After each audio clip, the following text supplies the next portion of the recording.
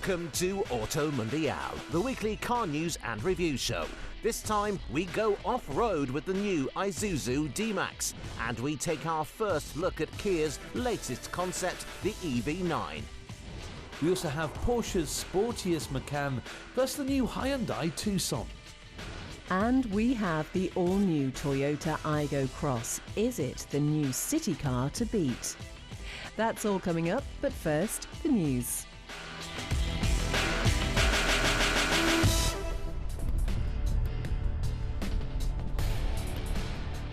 Abarth has refreshed and simplified its model lineup with a new naming structure. The entry-level 145 horsepower 595 has been souped up to 163 brake horsepower, with the Turismo model now a trim level of either the 595 or the 695. 695 is the new name for the 178 brake horsepower models. The 695 range is split into three: the basic 695, the more luxurious Turismo, or the race-inspired Competizione models with a more track-focused feel. Performance is unchanged, with the top-spec 695s hitting 62 mph from rest in 6.7 seconds and topping out at 140.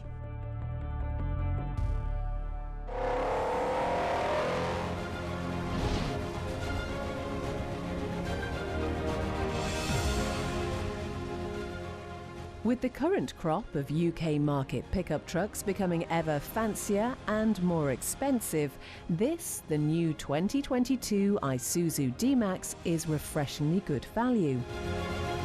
But with a fresh new look and a load of extra tech, is the new D-Max more than just a utilitarian workhorse? Well, to find out, we took the farmer's favourite to its natural habitat, the beautiful but rugged Yorkshire Dales.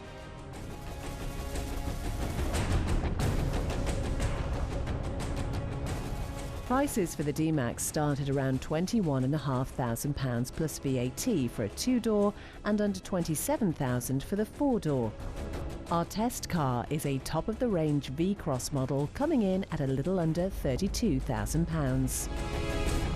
That is significantly less than most of its rivals, but don't think you're missing out. For starters, it certainly looks the part.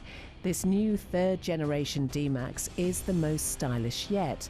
The eye-catching double-fang front grille, 18-inch alloy wheels and LED headlights help it to stand out in any company, while the cabin is pleasingly modern and well-equipped. The V-Cross comes as standard with dual-zone climate control, leather seats and a decent 9-inch touchscreen with wireless Apple CarPlay and Android Auto. There's loads of other tech on offer too, including a reversing camera, adaptive cruise control and a whole host of autonomous and automatic safety systems. It's a great cabin then, even if refinement from the slightly noisy engine is lacking. You soon get used to it though, and with the radio on, you won't notice it at all. It's a strong motor though, despite its relatively small 1.9 litre capacity. It produces 162 brake horsepower and 266 foot-pounds of torque, plenty to cruise happily at motorway speeds or pull you up steep dirt tracks. As standard, you get a manual gearbox, but the automatic on our V-Cross shifted smoothly and made off-road driving that bit easier.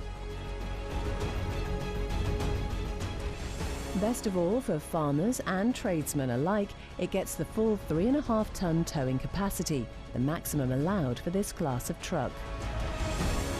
On the road, the D-Max handles really rather well, although the ride is a little jiggly when unladen. Performance is decent though, with the noisy turbo diesel producing most of its power fairly high in the rev range.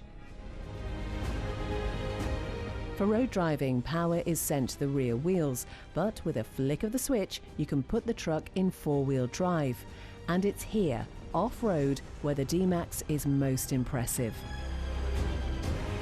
It has a low-range box and differential lock, meaning it'll keep going through pretty much anything.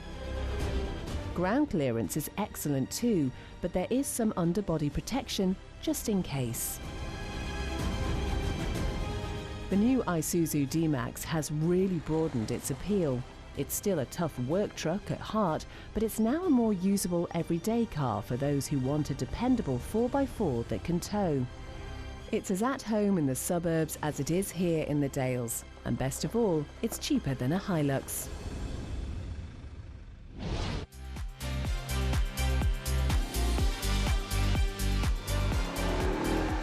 Since the success of the original Porsche Cayenne in the early 2000s, we've been getting used to SUVs blurring the boundaries between utility vehicle and sports car. And while Porsche may have started the trend, countless premium manufacturers are cashing in. But now Porsche is returning fire with this, the Macan GTS.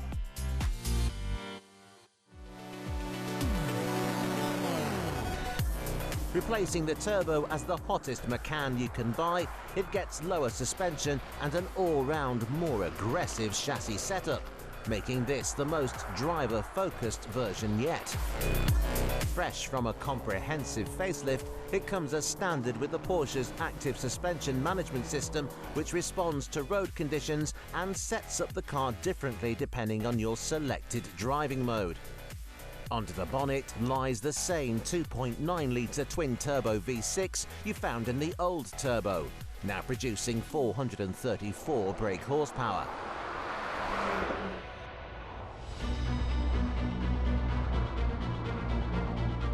If you spec the Sport Chrono Pack, and you should, 0 to 62 miles per hour takes just 4.3, while top speed is 169. Not bad for a 2-ton SUV. Better yet, it'll get from 0 to 100 in under 12 seconds. It still uses the familiar 7-speed PDK gearbox, but this time it's been tuned to deliver faster shifts in Sport Plus mode and smoother ones in normal. These driving modes are selected via a handy switch on the steering wheel, with each option gradually sharpening up the GTS as you work your way up. You may be thinking though, what's the point of lowering an SUV and aiming it at keen drivers? And on the face of it, it does seem a little silly. However, sporty Macans have always felt like chunky hot hatchbacks, thanks to their relatively small size and Porsche's sorcery when it comes to making big 4x4s handle like sports cars. To distinguish the GTS from lesser versions, it gets some bespoke styling details. The front features are characterized by black painted elements, while the red brake calipers complete the sporty look. The interior has also been given some attention, loads of Alcantara and more black detailing. All these extra bits coupled to the almost obnoxious exhaust make it much more of a head-turner than the more discreet lesser versions.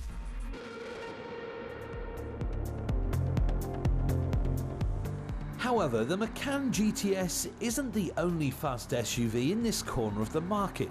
This is the Audi SQ5 TDI, and it does things a little differently. As the name suggests, it uses a diesel engine rather than a petrol V6. But don't go thinking this is some glammed up canal boat.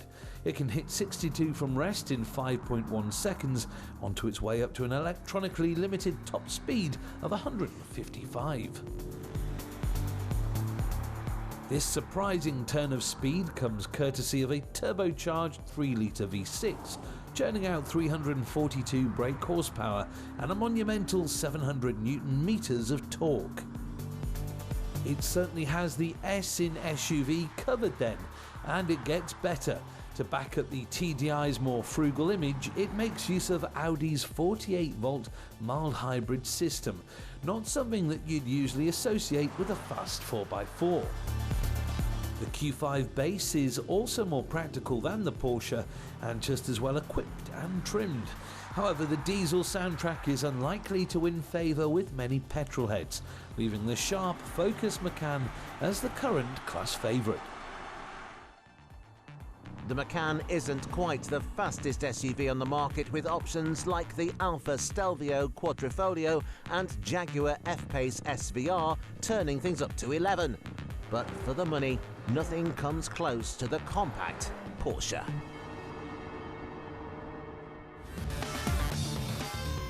Join us after the break as we check out the all-new Toyota Aygo Cross.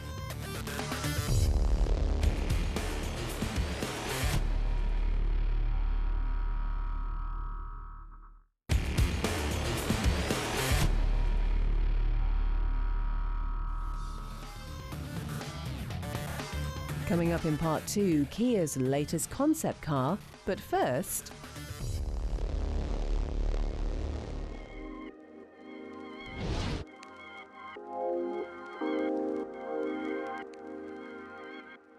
City cars are becoming rarer these days. Lower profit margins and strict emissions regulations on small cars and the current popularity of SUVs and crossovers have meant we've seen cars like the Volkswagen Up and Fiat 500 have much longer lifespans than older equivalents. Another example was this, the Toyota Aygo. But with sales beginning to dwindle, it seems that 2022 is finally the year we get a replacement. And here it is, the new Toyota Aygo Cross. First things first, it looks great. It has an aggressive stance with chunky, squat proportions, taking inspiration from the countless crossovers on the market. It gets some SUV styling cues like the big wheel arches, which are available in a variety of contrasting colours. Inside, the interior is similarly funky, with a big, bright infotainment screen housed within its own pod in the dashboard. As you'd expect in a car in this class, it's all quite plasticky, but so are its rivals, and it keeps the cost down. Elsewhere, you get a smart-looking steering wheel with lots of buttons on it, and some body-coloured accents like you got in the old Aygo. However, unlike the old Aygo, this new model is not sharing anything with Citroën and Peugeot, both of which have ditched their smallest city cars. This is all Toyota then, and it shows. The platform is a shrunken version of the Yaris's, which means it's wider and more spacious than before. The SUV-style body cladding is matched by a higher driving position and taller suspension, making it something of a city car crossover. In theory, that's not a totally new concept. Fiat has been building jacked-up Pandas for decades, and Audi has a slightly larger A1 city carver. It does, though, put the Aygo Cross in rather a unique position in the market, one which we fully expect to expand. The biggest area of improvement for the Aygo is its practicality. Old models had tiny boots, but this new one gets a luggage capacity of 231 litres. That's not just more than the old car, but more than most of its rivals. There's more passenger space too, thanks to its slightly bigger dimensions and longer wheelbase. Powering the Aygo Cross is a 1-litre 3-cylinder petrol motor producing a whopping 71 brake horsepower. As standard, it comes with a 5-speed manual box, but for an extra £1,000, you can get a CVT automatic. With city cars now dropping like flies from manufacturers' lineups, it's great that Toyota is still committed to providing small, affordable cars, and even better to see them doing something a bit different while they're at it.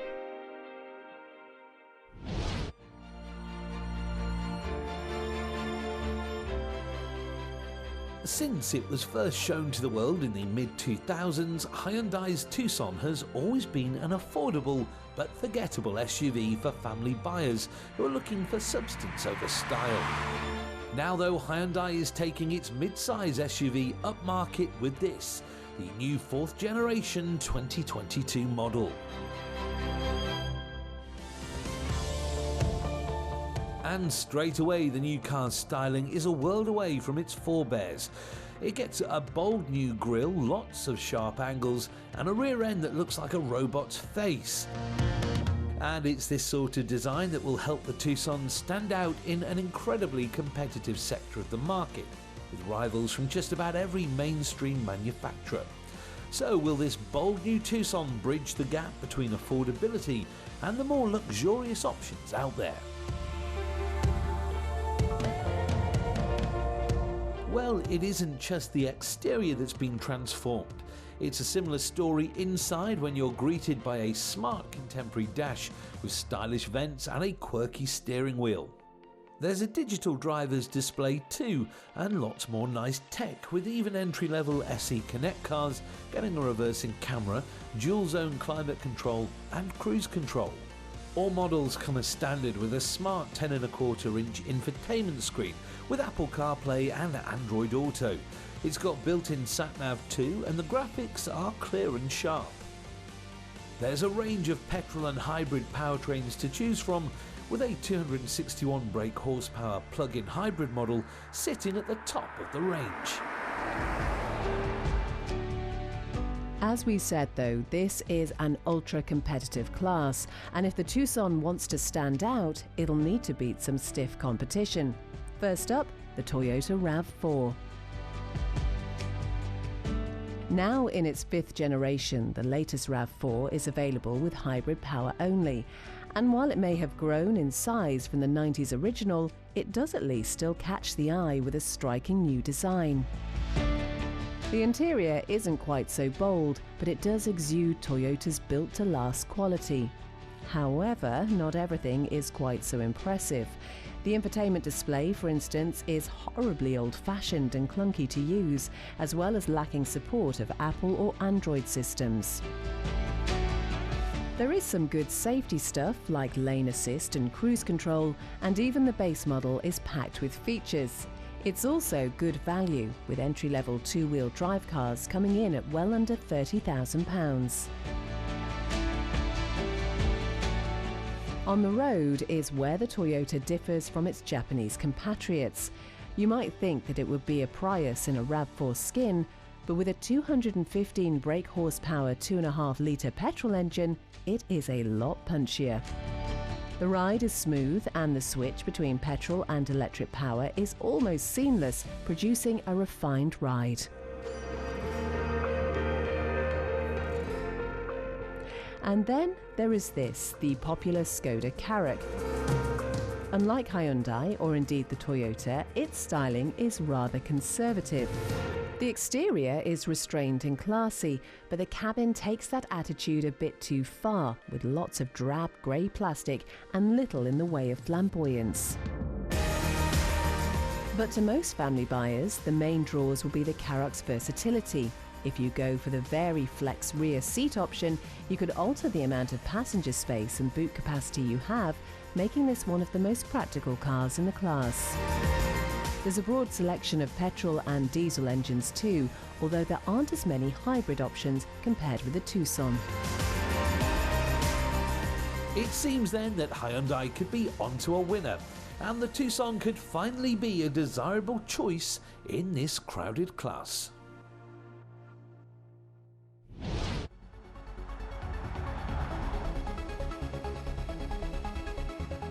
Late last year, we tested the Kia EV6, and we were really rather impressed. Now the stylish electric vehicle is being joined by a younger sibling, the EV9. Aiming to take on the large premium SUV world, the brand's Halo EV is set to be revealed in production from next year. For now though, it's a concept. It's got some classic boxy SUV styling and some typical concept car weirdness. From the front, it may look like the concept EV9 is missing headlights, a somewhat important element of a car, but in fact the LED lights are hidden in the bodywork. The good news is that the eccentrically square shape and large windows are set to be kept for the production version. But some of the crazier elements, like the unconventional wheel design, are probably going to be scrapped for a more traditional replacement. Open the suicide doors and you'll find an interior that is also likely to be dulled down come the car's production. Aside from the futuristic yoke-like steering wheel, the cabin is all about large flat surfaces. The front seats are made up of a long bench partitioned by the armrest, while the dashboard is a sleek tabletop accommodating the 27-inch infotainment screen. The concept EV9 is built on the same eGMP platform as the Kia EV6. Though at over 4.9 metres in length, it pushes the platform's dimensions as far as they'll go. Powering the big SUV will supposedly be a pair of electric motors, one on each axle. But talk suggests an entry-level model could be rear drive only, thanks to a single motor. Although we thought the Kia EV6 was a charming electric crossover, we'll reserve judgment on this larger EV until we see the final product next year.